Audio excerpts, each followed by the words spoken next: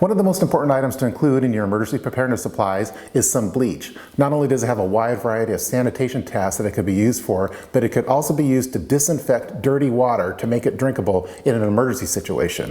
One of the problems with bleach, though, is that it has a fairly short shelf life at around 12 to 18 months before it starts to lose its effectiveness. Well, that's where the MSR SE200 community chlorine maker comes into play. This uses a little bit of chemistry to be able to create bleach at the push of a button. All you need is some water, salt, electricity, and within the push of a button, 5 minutes later, you'll have enough bleach to disinfect 200 liters of water. So with the MSR 200, you could become the Walter White of your neighborhood and establish yourself as the local bleach dealer during a time of crisis to provide aid to your community. So let's get started now with this review featuring the MSR SE200 community chlorine maker. It's time for Prepping Bad.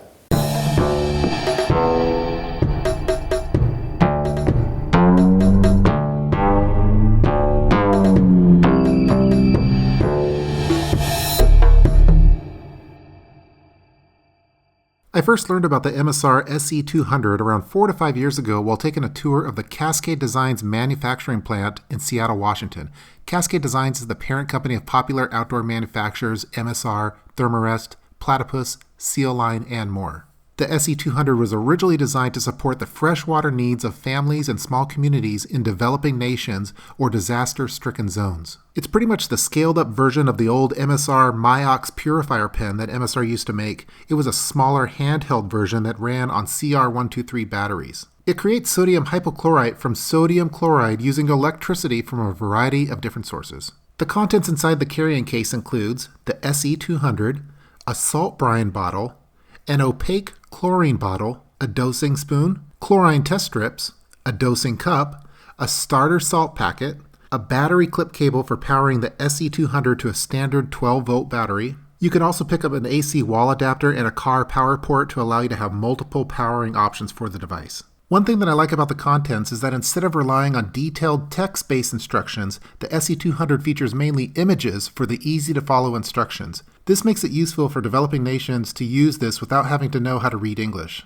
Now let's go over the simple instructions for making chlorine using the MSR SE200. Step 1 is making the salt brine. So you're going to take that salt brine bottle and first add salt to the fill line. Then you're going to add water to the fill line, put the cap on, and then shake it until all of the salt is dissolved.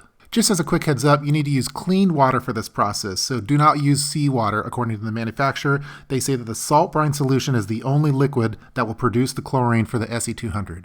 Step 2 is you want to connect the SE200 to power. So we're going to use the battery clip cables for this to connect it to a 12-volt battery. Again, you could also use an AC power supply or the car adapter. For step 3, we're going to fill the SE200 with the salt brine. So again, there's a fill line on the SE200. Just look for that line and then fill it with the salt brine to the fill line. You could also measure 50 milliliters on the dosing cup and then add it to the SE200 if you want to. At that point, just press the start button. You'll know that it's working when the lights turn on and the salt brine will start to fizz. For step 4, we're making chlorine. So this process takes around 5 minutes. Again, you're going to hear the salt brine fizzing. When it's finished, it's going to be a flashing white light to tell you that the chlorine's ready. It'll have a little chime as well. At that point, we're going to pour the contents into the chlorine storage bottle. The manufacturer recommends using that chlorine within 24 hours of production. That doesn't necessarily mean that the chlorine goes bad for more than 24 hours, but that's just to have a consistent dosage if you're talking about disinfecting water. If you're planning on using the chlorine for something other than disinfecting water, for example, making a bleach spray bottle, you probably don't have to be as concerned about the 24 hours. If you use the chlorine within 24 hours of production, as the manufacturer states, you could rest assured that the solution is exactly 0.8% chlorine. If during this process you happen to see red or purple flashing lights, that means you ran into some problems. So disconnect it from the power source and at that point follow the troubleshooting tips in the manual. For step 5, we're going to dose out the chlorine into whatever drinking water storage container that you happen to be using. So you're going to add 1 spoonful to a 20-liter container, or you could put the entire 50 milliliter batch from the SE200 into a 200-liter water barrel or a 55-gallon water barrel. Then we're going to fill up the container with water, and then we're going to mix or stir the container. Afterwards, wait around 30 minutes. For steps 6 and 7, you're going to test the treated drinking water with the chlorine strips to determine whether the water has been treated appropriately. I'm not going to go into too much details for this particular video just because the manufacturer provided very exact steps on how to do this in the manual that's provided with the SE200. Basically, you're just going to determine whether the water has been appropriately treated or if the water is not safe and you need to redose. If you happen to see that purple flashing light, that probably means that you need to clean the SE200. So just clean it with some vinegar. Again, you don't want to use ocean water for the salt brine mixture. And just as a quick heads up, this particular process is not for chemical contaminated water. So adding bleach to water that's been chemically contaminated is not going to work. For those of you that are skilled at chemistry, or if your name happens to be Walter White, you could probably do the same thing that the MSR SE200 is doing with a couple of nails, some jumper leads, and maybe a 12-volt battery. If your name is MacGyver, you could probably use a cathode and an electrode hooked up to a 12-volt source, and the cathode and electrode could be made from graphite rods such as from pencils. But that's only if you're MacGyver. Now let's go over the pros and cons of the MSR SE200, starting off first with the pros. So the first pro that I have listed is that, again, it has very simple instructions for making chlorine bleach.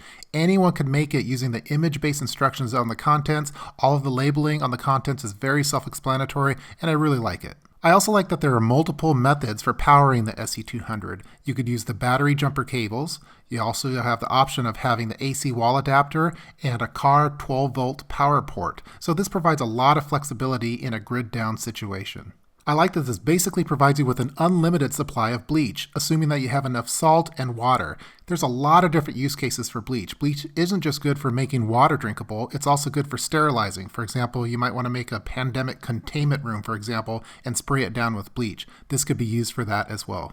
And then the last pro that I have listed is that this is a great option for anyone for a long-term bug-in scenario. If you happen to have a lack of skills, you could always become the neighborhood bleach dealer and basically use bleach for bartering or to give away as a good Samaritan. Now let's move on to the cons. So by far the number one con with the SE200 is that it's very expensive at $250. That's a big price tag. For example, when you look at the old MSR Myox purifier pen, that had an MSRP of around $140. That's a huge cost for water disinfection. You have other options for disinfecting water that's much more affordable. You could boil the water, you could use charcoal filters, pool shock, gravity-fed filters. You might happen to have a well at your home, for example. Maybe you don't even need it.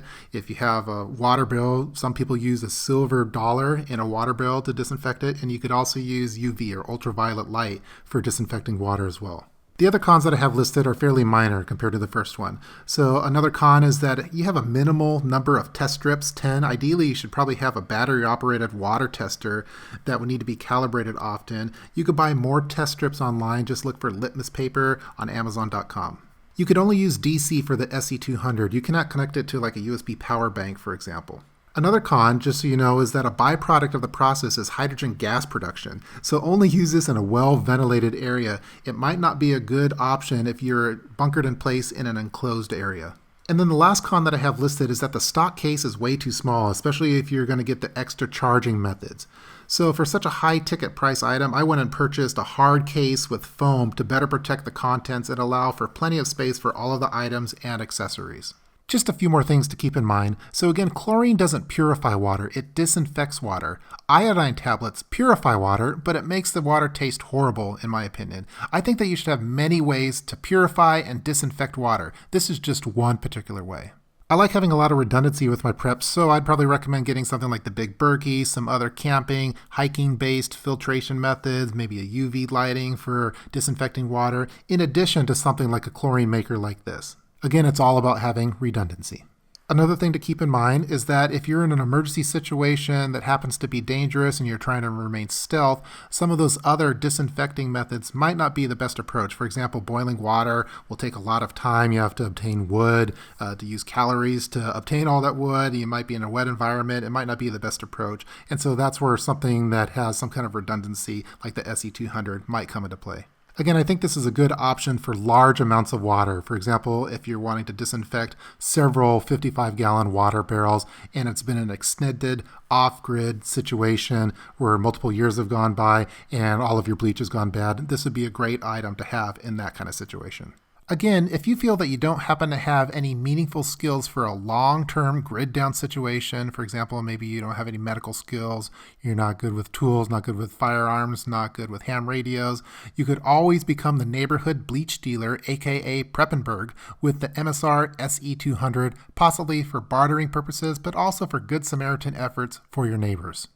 That's going to do it for this video featuring the MSR SE200 Community Chlorine Maker. I hope that you guys enjoyed watching it. I provided all the information regarding this particular item in the description box below. Please leave your comments below in the comment section regarding this video, and stay tuned for more videos on the next episode of Prepping Bad.